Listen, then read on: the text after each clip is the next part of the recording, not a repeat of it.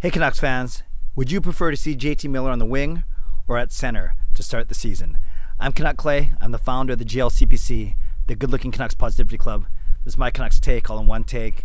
It's Clay's Canucks commentary for Wednesday, August the 4th. If you're new, you know what to do. Hit the subscribe button for Canucks insight that's positive, timely, and trustworthy. Thanks for your feedback to my chat this morning that I posted with Patrick Johnston of the Vancouver province at Rising Action on Twitter. We had a great chat for over 40 minutes on the Canucks, on their off-season moves, on their future. So I hope you check it out.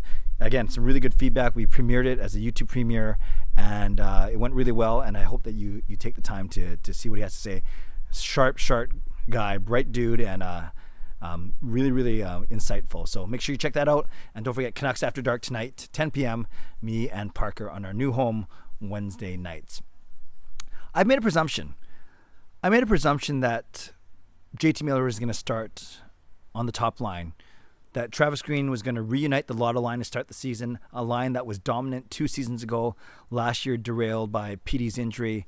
But I thought with the addition of Jason Dickinson, yes, he filed for arbitration. We know he will get signed.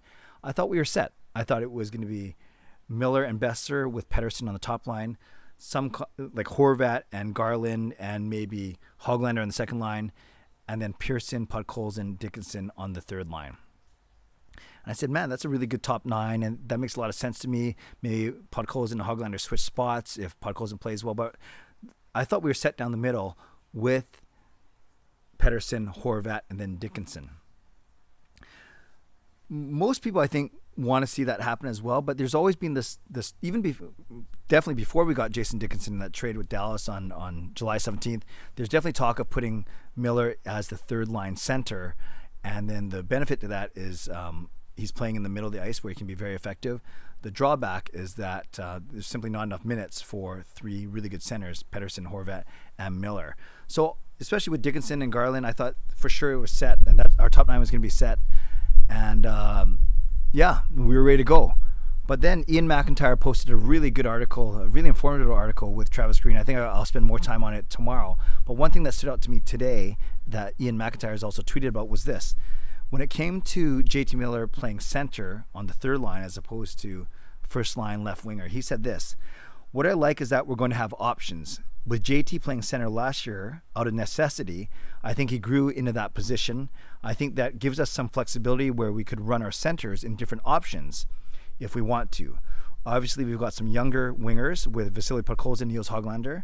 I never want to put pressure on a young player to be at a certain level, but I'm also hopeful that Podkolzin can play in the top nine, and we'll see where we end up with the lines. We'll probably try a lot of different combinations in camp and in exhibition. So yeah, a couple caveats here. Obviously, there is going to be a full training camp and exhibition games. Remember, last year there weren't any exhibition games. They went straight from camp to regular season with the shortened season. So at least they can try different combinations there.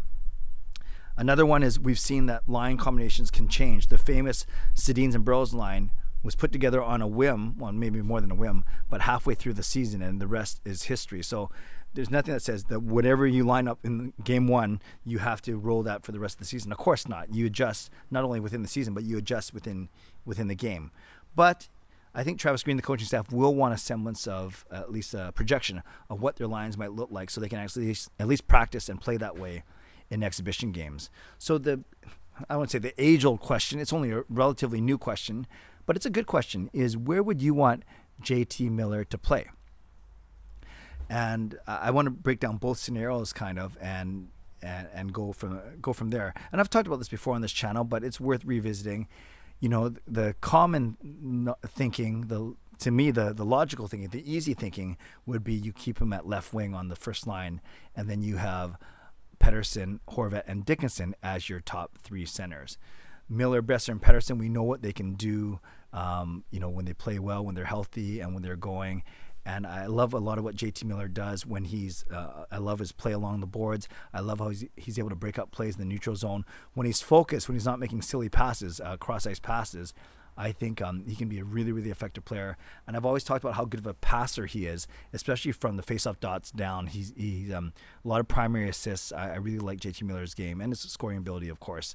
And then Horvat, you know he's going to be your second line center. And if Dickinson's your third line center, you can relieve Horvat a lot of those matchups, the defensive matchup roles that he has to play, and let him flourish even more offensively. Whether it's, well, Garland for sure, or maybe not, and then Podkolzin or Hoglander on his wing.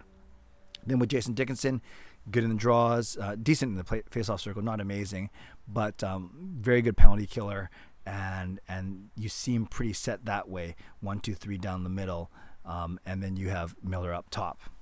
However, even the lines that Ian McIntyre floated, he floated some lines of having Miller as your third line center, and then he had Pearson and Garland with him on the third line. Then the second line he had a Horvat, Podkolzin, Dickinson second line, and then the top line I believe of Pettersson with Brock and Hoglander. So that would be an interesting look. Again, PD, Brock, and Hoglander, then Horvat, Podkolzin, Dickinson, and then a third line of Miller, Pearson, Garland. That really spreads out your scoring among all three. You're not stacking one or even two lines. It really spreads out the scoring, especially with Garland on that third line. Again, he was just spitballing. He was just showing, I guess, what Travis Green, he was illustrating what Travis Green talked about, is that if you put Miller as the third line center, then you have a lot of options between the six wingers. Then move Dickinson in the wing. Dickinson, Garland, Hoglander, Podkolzin, Pearson, and Besser. So a lot of combinations you can have there. When JT Miller plays in the middle, he obviously has the puck more, right? As a center, you usually have the puck more. You have the defensive responsibility of the whole middle of the ice now, usually against the other team's center.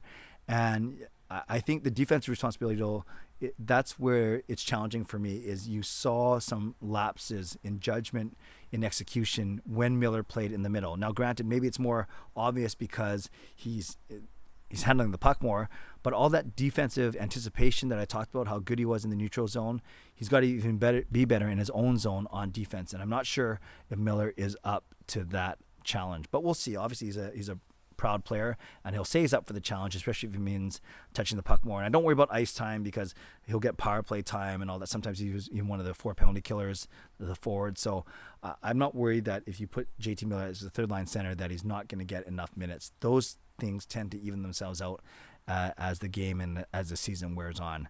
Bottom line is, where do you think it makes the most sense for JT Miller to play?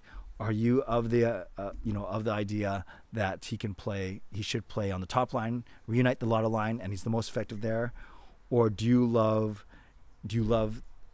a lineup that has him as a third line center and gives you some really good strength down the middle? You'd argue even he could be more effective than Dickinson.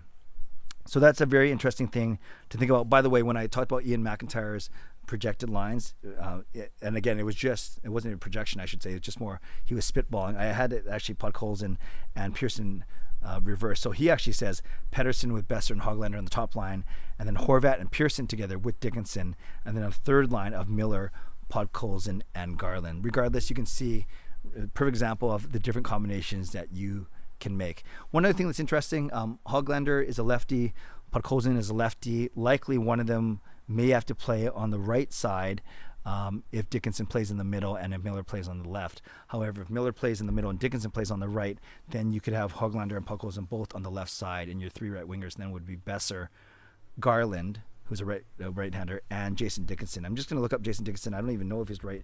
No, I'm pretty sure he's right-handed. So with JT Miller in the middle, you could have your 3 right wingers as actually, no, it looks like Dickinson is left-handed. I'm not sure what I'm thinking about there. So maybe, because Brandon Sutter would have been the only right shot center. So someone's going to have to play on their off wing, or at least on their weak side, if that makes sense. So we have a lot of time to talk about it. The question today, my friends, is where do you want JT Miller to play? Where do you think he'll be the most effective? First line left winger or third line center? And tell me why. Leave a comment below. I'd love to read, react, and reply as always. Shout out to my Hall of Fame members, Jens95, simalexander, Justin Credible, nucksfan number 29, Lucas Gates, Chris Seifried, Adam Broomfield, Shea Family Channel, Shannon Hollingworth, and Andrew Chang. Thanks for your support as always, and thanks to the support of all members of all levels. You are listed on my video descriptions. If you want to become a member of the CCC Crew, press the join button underneath this or any of my videos on the memberships tab on my YouTube channel. Subscribe if you'd like to. Like this video if you'd like to. Leave a comment if you'd like to. Become a member of this channel if you'd like to. Tonight, 10 p.m., me and Parker, Canucks After Dark. I hope to see you then. Stay safe, stay healthy, take care of yourselves, and take care of each other. Have a great day. God bless, and go Canucks go.